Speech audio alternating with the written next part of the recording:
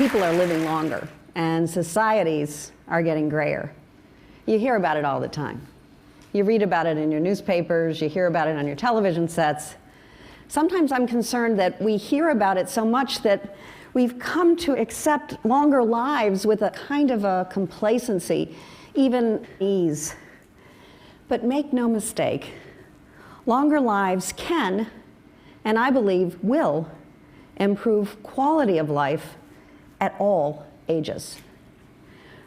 Now, to put this in perspective, let me just zoom out for a minute. More years were added to average life expectancy in the 20th century than all years added across all prior millennia of human evolution combined. In a blink of an eye, we nearly double the length of time that we're living. So if you ever feel like you don't have this aging thing quite pegged, don't kick yourself. It's brand new. And because fertility rates fell across that very same period that life expectancy was going up, that pyramid that has always represented the distribution of age in the population, with many young ones at the bottom, winnowed to a tiny peak of older people who make it and survive to old age, is being reshaped into a rectangle.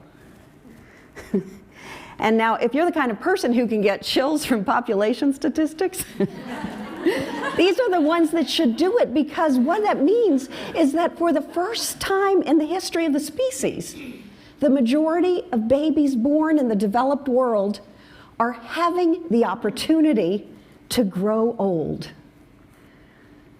How did this happen?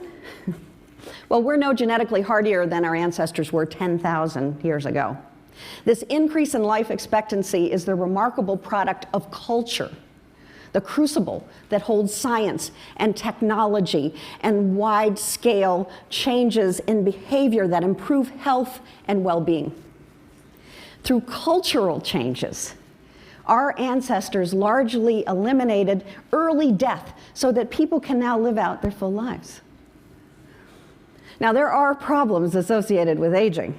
Diseases, poverty, loss of social status. It's hardly time to rest on our laurels. But the more we learn about aging, the clearer it becomes that a sweeping downward course is grossly inaccurate. Aging brings some rather remarkable improvements, increased knowledge, expertise, and emotional aspects of life improve. That's right. Older people are happy. They're happier than middle-aged people, and younger people certainly. Study after study is coming to the same conclusion. The CDC recently conducted a survey where they asked respondents simply to tell them whether they experienced significant psychological distress in the previous week, and fewer older people answered affirmatively to that question than middle-aged people, and younger people as well.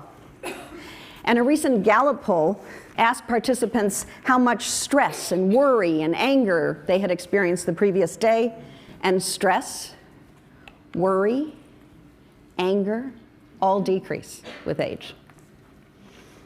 Now, social scientists call this the paradox of aging. I mean, after all, aging is not a piece of cake.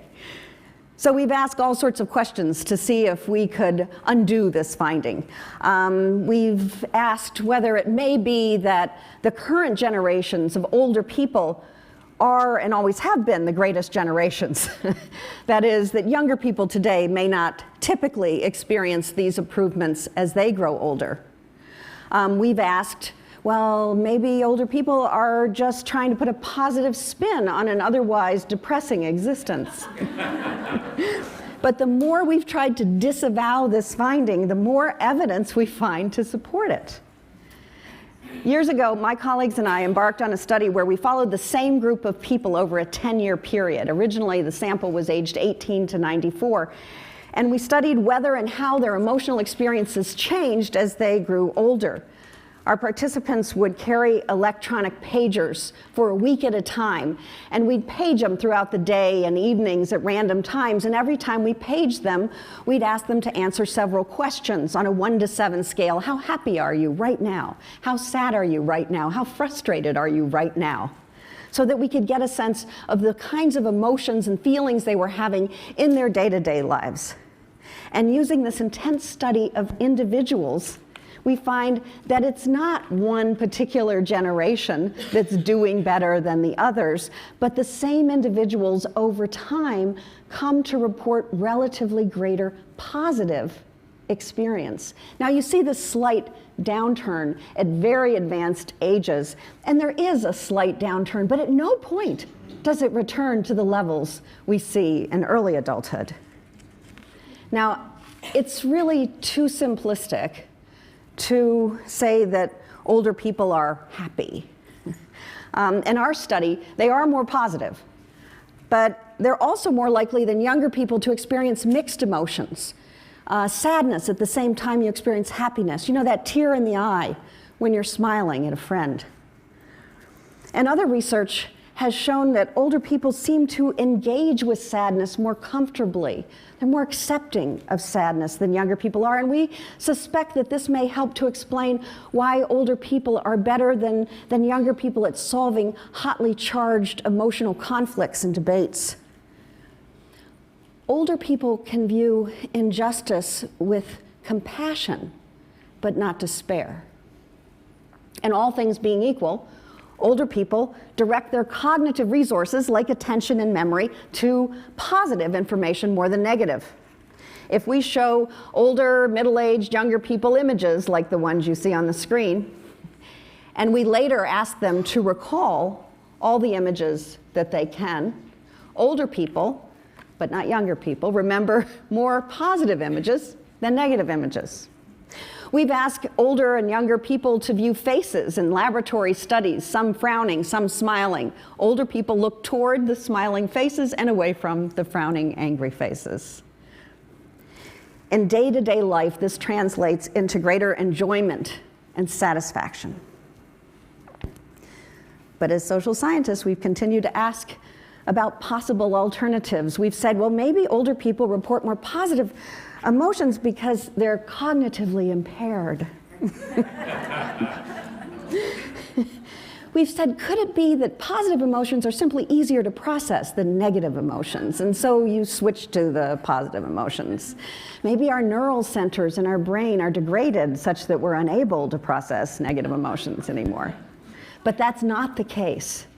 The most mentally sharp older adults are the ones who show this positivity effect the most. And under conditions where it really matters, older people do process the negative information just as well as the positive information. So how can this be? Well, in our research, we've found that these changes are grounded fundamentally in the uniquely human ability to monitor time. Not just clock time and calendar time, but lifetime. And if there's a paradox of aging, it's that recognizing that we won't live forever changes our perspective on life in positive ways. When time horizons are long and nebulous, as they typically are in youth, people are constantly preparing, trying to soak up all the information they possibly can, taking risks, exploring. We might spend time with people we don't even like because it's somehow interesting. You know, we might learn something unexpected. We go on blind dates. You know, after all, if it doesn't work out, there's always tomorrow. People over 50, don't go on blind dates.